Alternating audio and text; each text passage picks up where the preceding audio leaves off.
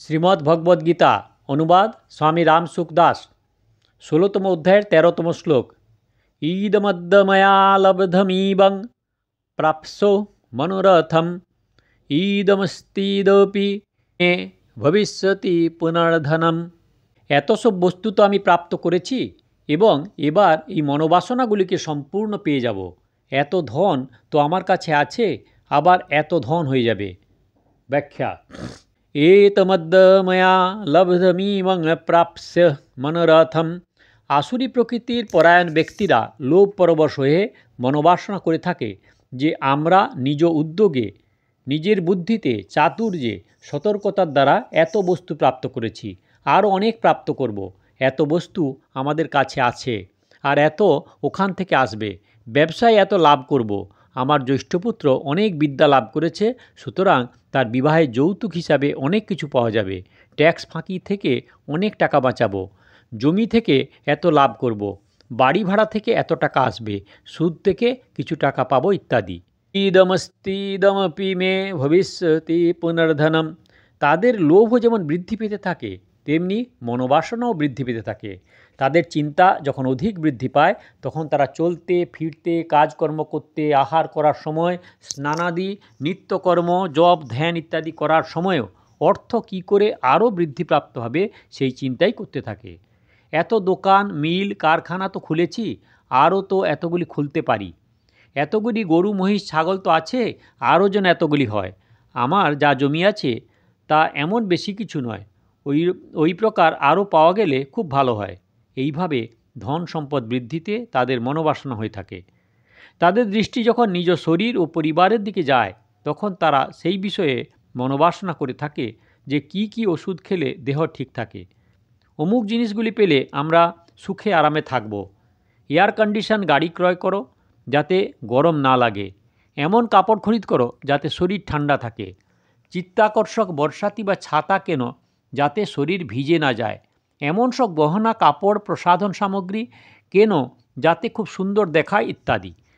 মনোবাসনায় তারা এত মগ্ন হয়ে যায় যে তাদের স্মরণে থাকে না যে আমরা বুড়ো হলে এইগুলির কি হবে, মরার সময় এই সব সামগ্রীতে আমাদের কি কাজ হবে, শেষকালে এই সম্পত্তির মালিক কে হবে, পুত্র তো কুপুত্র, এ সবই তো নষ্ট করে দেবে। মৃত্যুর সময় এই ধন সম্পত্তি আমাদের কষ্ট দেবে।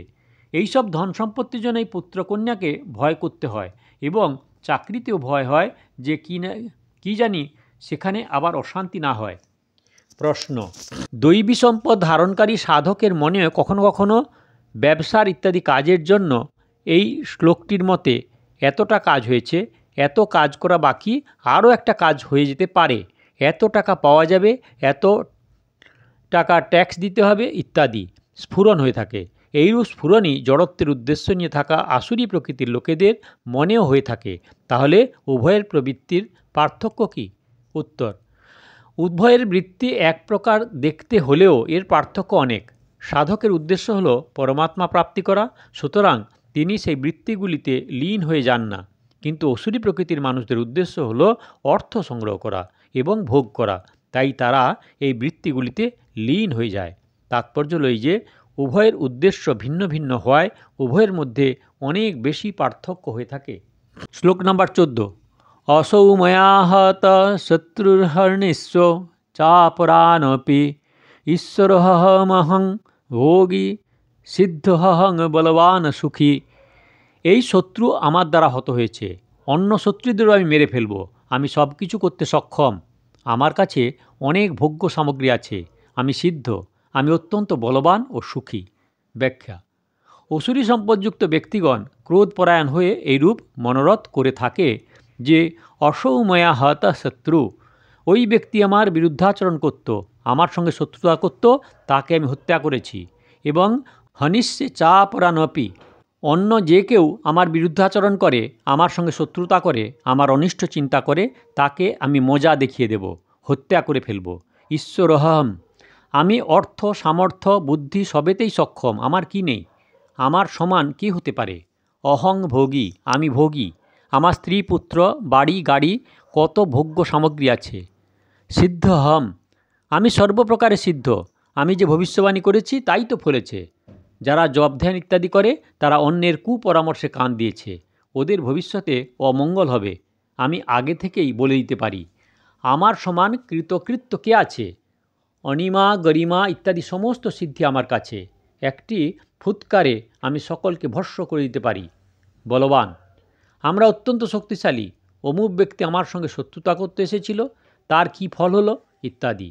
কিন্তু যেখানে তারা নিজে পরাস্ত হয় সে কথা তারা অন্যদের জানায় না, যাতে কেউ তাদের বলহীন বলে মনে না করে। তার নিজেরও পরাজিত হওয়ার কথা স্মরণে থাকে না, কিন্তু অহং অভিমানের কথা তার সর্বক্ষণ মনে থাকে। সুখী, আমি কত সুখী, কত আরামে আছি। জগতে আমার মতো সুখী আর কে?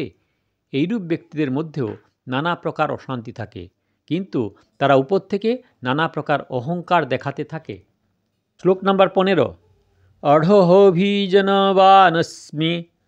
কোহোন্নহস্তি সাদৃশময়া যচ্ছো দস্যামি মদিস্য ইত্যজ্ঞানমিমোহিতঃ। আমি ধনবান, অনেক ব্যক্তি আছে আমার সমান আর কে আছে? আমি যজ্ঞ করব, দান করব, মজা করব, এইরূপ অজ্ঞানে সে মোহগ্রস্ত হয়ে থাকে। ব্যাখ্যা: আসুরী প্রকৃতির ব্যক্তিগণ অহং পরবশ হয়ে এইরূপ আকাঙ্ক্ষা করে থাকে। অর্ধভিজনবানস্যে, আমার কত অর্থ আছে, কত সোনা রূপা বাড়ি জমি আছে, আমার পক্ষে কত বড় বড় উচ্চ পদাধিকারী ব্যক্তি আছে। এই ধন ও জনের শক্তিতে ঘুষ এবং সুপারিশের দ্বারা আমি যা চাই তাই করাতে পারি। কোহন হস্তি সদৃশময়া, আপনি তো এত জায়গা অনেককেই নিশ্চয়ই দেখেছেন। নতুন বলুন তো, আমার মতো কাউকে দেখেছেন? যচ্ছ দাস্যমি, আমি এমন যজ্ঞ করব, এমন দান করব যে সকলকে টেক্কা দিয়ে যাব। একটুখানি যজ্ঞ করলে, এত অল্প দান করলে, অতি অল্প ব্রাহ্মণ ভোজন করালে কি হয়? আমি এমন যজ্ঞ দান করব যে আজ পর্যন্ত তা কেউ করেনি। সাধারণভাবে যজ্ঞ বা দান করলে লোকে জানতেই পারবে না যে আমি যজ্ঞ বা দান করেছি। অনেক বড় বড় করে যজ্ঞ বা দান করলে আমার নাম কাগজে বেরোবে। কোনো ধর্মশালাতে ঘর করলে তাতে আমার নাম লিখিয়ে রাখব, যাতে লোকে আমাকে স্মরণে রাখে। মোদিষ্য, আমি কত বড় লোক, সমস্ত জিনিসই আমার অত্যন্ত সহজলভ্য, অতএব আমি আনন্দে মজা করব। এইরূপ অহংভাব নিয়ে মনোবাসনা করে যেসব আসুরী ব্যক্তি, তারা শুধু করব করব এই মনোভাব নিয়েই থাকে। তারা প্রকৃতপক্ষে কিছুই করে না, যদি করেও তবে সেটি নামমাত্রই করা হয়ে থাকে। পূর্ববর্তী সপ্তদশ শ্লোকের উল্লেখ করা হয়েছে, কারণ ত্রয়োদশ ও চতুর্দশ পঞ্চদশ শ্লোকে বর্ণিত এইরূপ মনোবাসনাকারী আসুরী ব্যক্তিরা অজ্ঞান ও মোহগ্রস্ত হয়ে থাকে, অর্থাৎ মূঢ়তার জন্যেই তাদের এইরূপ মনোবাসনা হয়ে থাকে। এ হলো 16তম অধ্যায়ের শ্লোক নাম্বার 13, 14, 15। দয়া করে সাবস্ক্রাইব করবেন, লাইক করবেন, শেয়ার করবেন আর কমেন্ট করবেন। আর সাধক সঞ্জীবনী শ্রীমদ্ ভগবদ্গীতা শুরুর থেকে শোনার জন্য কাকন বাসুতে ক্লিক করে ভিডিও দেখুন, আর আগের ভিডিওর জন্য দয়া করে অপেক্ষা করুন।